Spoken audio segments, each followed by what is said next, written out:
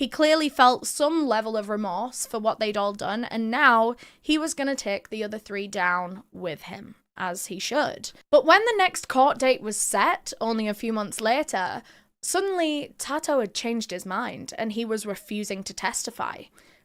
Don't piss me off. Like, apparently he had found God and said that he didn't want to speak or something, which doesn't really make sense to me unless he had been threatened to keep his mouth shut by the others on the outside. But even then, like, you're going down for 32 years, bro. I don't think you have too much to worry about when it comes to people on the outside. Like, you've already told the court everything once, and you can't exactly take that back. Anyway, by pulling out at the final minute, he had thrown off the entire prosecution that was heavily relying on his testimony, and this massively delayed the second trial, which finally began in September, and a new judge was assigned to oversee the case.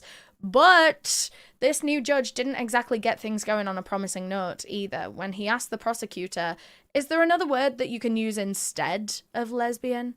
And honestly, this was a bad indicator to everyone following the trial. There had been protests and rallies, not just in South Africa, but worldwide, calling for all 3 of the remaining perpetrators to be sentenced to life in prison, for this crime to be acknowledged as a homophobic hate crime, to call out the corrective rapes that had been used as a weapon against lesbians for years. And I guess most importantly for this case, everyone was just pleading for all 3 men to be found guilty, no matter what. Because despite the barbaric violence against lesbians that had been happening long before 2008, barely any crimes of this nature had even sent someone to prison, let alone been legally acknowledged as a hate crime.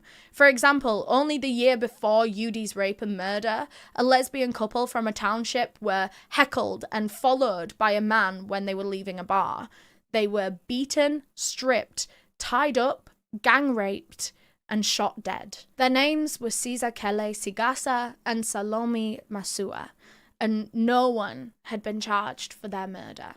And sadly, Yudi's second trial would only further add to the statistics of low conviction rates, because out of the 3 attackers left on trial charged with Yudi's rape and murder, 2 of them were actually acquitted.